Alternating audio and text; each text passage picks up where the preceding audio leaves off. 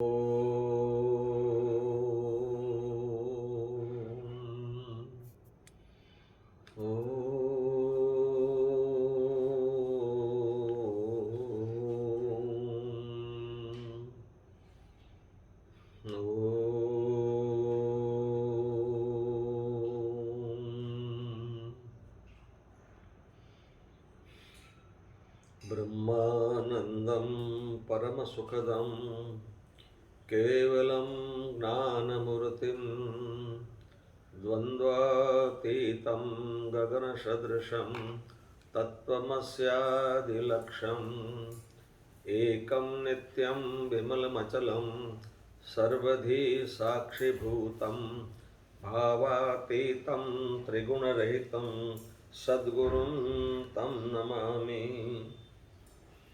अज्ञानतिमिरान्धस्य ज्ञानाञ्जनशलाकया चक्षुरुन्मिलितं येन तस्मै श्रीगुरुवे नमः।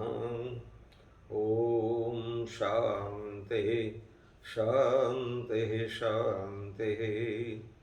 ॐ नमः शिवाय। अनंत कोटि ब्रह्मांड नायक स्वयं भगवान से गौतमेश्वर महादेव जी के चरणों में कोटि कोटि वंदन एवं परम आराध्य अर्चनीय वंदनीय प्रातस्मरणीय त्याग और वैराग्य का स्वरूप ब्रह्मलीन पूज्यपाद गुरुदेव के चरणों में कोटि कोटि वंदन एवं समस्त जीवों के कल्याण के लिए जिन्होंने अथाक परिश्रम किए हैं ऐसे समस्त आचार्य भगवान के चरणों में कोटि कोटि प्रणाम। क्षत्रिय ब्रह्मनिष्ठ तपपुत परिवार का आचार्य समस्त संत वृंद के चरणों में कोटि कोटि प्रणाम। सब ओम नमो नारायण।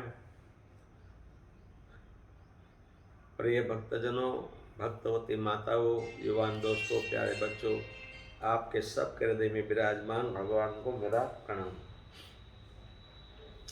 आज विश्वकर्मा जयंती है, त्रयोदशी भी है और विश्वकर्मा जयंती है। आज विश्वकर्मा जी का भगवान का जन्मदिन है, इसलिए जो इंजीनियरिंग काम में लगे हैं, जो औद्योगिक काम में लगे हैं, औद्योगिक काम करते हैं, वो सब भगवान विश्वकर्मा जी का जन्मदिन मनाते हैं। इस सृष्टि की रचना भी विश्वकर्मा जी ने किया, स्वर्ग की रचना भी विश्वकर्मा जी ने किया। हस्तिनापुर में जो वो बनाया था, जब पानी और देखे थे, जमीन देखे जमीन, वो भी रत्ना विश्वकर्मा की जी थी। और द्वारिका जी जो है वो भी विश्वकर्मा जी ने बनाया था, ऐसा उल्लेख मिलता है। ऐसे विश्वकर्मा जी का आज जन्मदिन है, उनकी जन्म जयंती है। उन पर विश्वकर्मा जी को हम लोग सब उसको प्रणाम करते हैं। आज दो बात, मन की क्या स्थिति होती है और कभी मन क्या क्या संकल्प कर लेता है, उसके बारे में थोड़ी बात करेंगे। एक तो बड़े महाराज जी का प्रसंग याद आ गया था, वो बड़े हंसाते थे। कहते थे संतों को कड़ी बहुत पसंद होती है, और वो भी कड़ी कैसी, अपने शहर में जो बनाते हैं मोर के आंसू जैसे, ऐसे नहीं। दोपहर को 2 बजे मिट्टी का पात्र आता है, जिसको गुजराती में पाटिया बोलते हैं, उसी में छाछ डाले, धीरे धीरे चूल्हे पे उनको पकाने दे, उसमें थोड़ा थोड़ा घी डालता रहे। वो 2 बजे चढ़ाए हुआ पात्र मिट्टी का, शाम को 7 बजे वो पात्र को उतारते थे, और ऐसे श्रीखंड जैसे कड़ी बन जाती थी। उसको कड़ी कहते हैं। आप लोगों की कड़ी तो बोले अढ़ी राड़ा की कड़ी, उसमें क्या है, लेकिन संतों को कड़ी बहुत पसंद है। और संत लोग भी कभी भी हंसाते हैं। 3 दिन रखते हैं आश्रम में, फिर जब चौथे दिन कड़ी बन जाती है तो संत लोग समझ जाते हैं कि कढ़ी पकौड़ी बेसन की और रास्ता पकड़ो स्टेशन की। समझ जाते हैं कि कड़ी बन गई, अब अपने को आसन उठाना है यहाँ से। तो एक महात्मा को बड़े महाराज जी बताते थे, बता रहा हूँ आपको, कड़ी बहुत पसंद। कोई भिक्षा का कहे, गुरु जी आज अरे कड़ी लाना जरूर। एक दिन सोचने लगे, अरे मैं साधु बना हूँ और मुझे इतना कड़ी पर प्रेम क्यों है, ये तो गलत बात है। एक भक्त को कहा कि बेटा कल जो है 10 किलो दूध जमा देना, उसकी दही बना के उसकी कड़ी बना के ले आना। अब वो भक्त ने पूछा नहीं कि गुरु जी कोई मेहमान आने वाले हैं आश्रम में क्या, इतने 10 किलो की कड़ी तो बहुत हो जाएगी, लेकिन कुछ बोला नहीं। गुरु जी ने आदेश दिया, फर्स्ट क्लास कड़ी बना के लाया, खूब मसाला डाल के अंदर सुगंध आ रही थी। गुरु जी कड़ी ले आया, बोले बाथरूम में रख दो, पानी के बाल्टी रख दो, चौकी रख दो। वो समझा गुरु जी बाथरूम में कड़ी, बोले कहा ना तेरे को रख दे, अब बाहर तुम बैठो। मन को कहा देख भाई कड़ी बहुत सुंदर आई है और बड़े प्रेम से भाव से बना के लाया है। एक कटोरा उठाया, एक कटोरा पिया, बहुत आनंद आया, दूसरा पिया, तीसरा पिया, चौथा पिया, पांचवा पिया। अब कितना खा सकते हैं, कितना पी सकते हैं। छठा पिया और उल्टी हो गई। हाथ मुँह धो के फिर मन को कहा कि और मंजे भाई कड़ी बहुत अच्छी है, और पियो और पियो। जब पीवे उल्टे हो जाए, जब पीवे उल्टे हो जाए। ऐसे करते करते करते गुरुजी बेशुद्ध हो गए और गिर गए बाथरूम में। धड़ाम आवाज आया तो बाहर बैठा भक्त एकदम भाग के आया। ओह गुरुजी गिर गए। 2-4 भक्त को बुला लिया, नहला धोला के आसन पे सुला दिया, वैद्य को जी बुलाया। गुरुजी की सारवार चालू हो गई। थोड़ी देर में भान में भी आ गए, आंख खोली। वैद्य ने कहा देखो आज गुरुजी को ज़्यादा उल्टी हो गई है तो आज ज़्यादा मत कुछ खिलाना, पतली सी खिचड़ी और कड़ी खिलाना। बोले ये कड़ी नहीं, कड़ी नहीं, कड़ी नहीं, कड़ी नहीं। कोई कड़ी का कहता था तो कड़ी बोलते ही रोआ खड़ा हो जाता था, उपराम बत्ती हो गई। वैसे ही एक संत कहीं जा रहे थे, अपने जंगल में कुटिया थी, वहाँ से शहर की तरफ गए गांव में। तो वहाँ अलग अलग टोकरे में सामान रखा होता है दुकान में, उसकी दृष्टि पड़ी उस पर, उसमें खजूर बहुत सुंदर सुंदर था।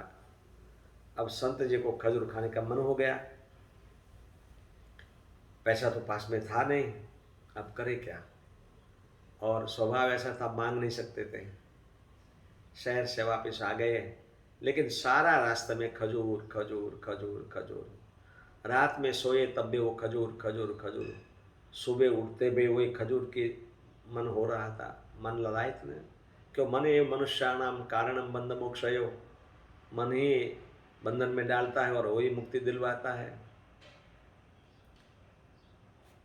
महाराज ने सोचा क्या करें। बोले वैसे तो खजूर मांग नहीं सकते हैं, तो मैं जंगल में जाके लकड़ी इकट्ठी करूं। सारी लकड़ी इकट्ठी किया। अब उनको पता तो नहीं था कितने में खजूर आता है, इसलिए बेचारे ने, महात्मा ने बहुत लकड़ी इकट्ठी किया, उसे गठरी बांधी और अपने कंधे पे चढ़ाया। अब बहुत वजन लग रहा था, खंभा दुखने आया, रास्ते में कहीं विश्राम करना पड़ा, फिर उठाया, फिर धीरे धीरे करके शहर में गए, लकड़ी बेची और पैसा लेके खजूर खरीदा उनका। बहुत श्रम करना पड़ा। खजूर खरीद के अपनी कुटिया पे आ रहा था रास्ते में, और रास्ते में एक मन परिवर्तन हो गया। करे राम राम, मैं साधु बन के सब कुछ छोड़ के एक खजूर में दृष्टि मेरी गई, खजूर खाने का मन हुआ और उसके लिए मेरा भजन छूट गया, साधना उपासना तपस्या छूट गई। जंगल में गया, लकड़ी लाई, वहाँ से मैंने बेचा और खरीदा। ये तो बहुत खराब काम है, मैंने बहुत निंदनीय काम किया। कोई गरीब आदमी सामने से आ रहा था, उसको सारा खजूर जो खरीद के लाए थे वो दे दिया, एक भी नहीं खाया उसने। मन को बोले तुम ऐसा विचार करते हो, मेरे से ऐसा करवाया तुमने, बड़ा प्रायश्चित किया। दूसरे दिन अनशन किया और अपने गुरु की समाधि पे जाके खूब प्रार्थना किया कि गुरुदेव मेरा मन को आप स्थिर रखो, मेरा मन ऐसा क्यों हो जाता है। इसीलिए मन पे भरोसा नहीं करना चाहिए। मन को नियंत्रण करो। मन को दबाने से तो डबल जोर से उछलेगा, लेकिन मन को क्रियान्वित करना है दूसरी जगह पे, मन की दिशा बदलना है। और मन की दिशा बदलेगी तो मन की दशा भी बदलेगी, और फिर मन प्रभु में लग जाएगा। तो फिर आपको मन, बड़े महाराज जी कहते थे, जिस चीज़ का मन होता है ना, उनका चिंतन करो बैठे बैठे। मन को खिलाओ मत, बस को चिंता करो, अच्छा क्या खाने का मन हुआ है, पूरन पोली खाने मन हुआ है, या मोहन थाल खाने का मन हुआ है, ठीक है, मुंह में डाला, अरे बहुत आनंद आएगा, बहुत बढ़िया बनाया, फिर क्या हुआ, फिर क्या होगा, फिर कहाँ जाएगा, फिर कहाँ जाएगा, फिर कहाँ जाएगा, फिर क्या होगा। ऐसे देखते देखते देखते देखते वो विष्ठा बन जाएगी। वहां तक का चिंतन करो, अरे राम राम राम, ऐसी स्थिति हो जाती है। तो संत महात्मा वो मन को ऐसे समझा के मन का ऊर्जीकरण करते हैं, मन को दबाते नहीं हैं। इसलिए प्रभु से प्रार्थना करने चाहिए, सत्संग करना चाहिए कि प्रभु मेरा मन जो है आप में सदैव लगा रहे, कहीं पदार्थ में न जाए, कहीं विषय में न जाए, प्रभु मेरे पर कृपा करना। ये आर्तनाद करने से प्रभु की कृपा हो जाएगी, और आपका मन जो है, क्यों, मन ही पुनर्जन्म का कारण है ना, मन ही संकल्प विकल्प कराता है, ये करना है, ये नहीं करना है, और उसी से फिर बुद्धि आगे बढ़ती है, फिर उससे कर्म होता है, और कर्म करते हैं तो उसका शुभ अशुभ फल भोगना पड़ता है। इसीलिए बहुत लंबी प्रक्रिया है। इसलिए मन जब होता है तभी मन को समझाने की कोशिश करो कि भाई मेरी स्थिति क्या है, मेरा रूप क्या है, मेरी अवस्था क्या है, उनके हिसाब से तो जो कर रहा है संकल्प, ये सही है कि नहीं सही है, थोड़ा विचार करने जरूर है। और विचार से ही उद्भव होता है, और विचार से ही उसका शमन हो जाता है। इसलिए आप शांत चित्त से अपने इष्ट के पास बैठ के उनसे प्रार्थना करो कि प्रभु मेरी गलत जगह पे मेरा मन न चला जाए, मेरा मन आप में रहे, मेरा मन पदार्थ में न जाए। पदार्थ शांति देने वाला है ही नहीं, पदार्थ में शांति कभी है ही नहीं, पदार्थ में कभी सुख है ही नहीं। इतना आप समझो, सुख शांति तो प्रभु के नाम में है, प्रभु के रूप में है, प्रभु के ध्यान में है। इसीलिए उसका चिंतन मनन निधि ध्यासन करना चाहिए। यही प्रार्थना के साथ में हरि ओम तत्सत, हरि ओम तत्सत, हरि ओम तत्सत।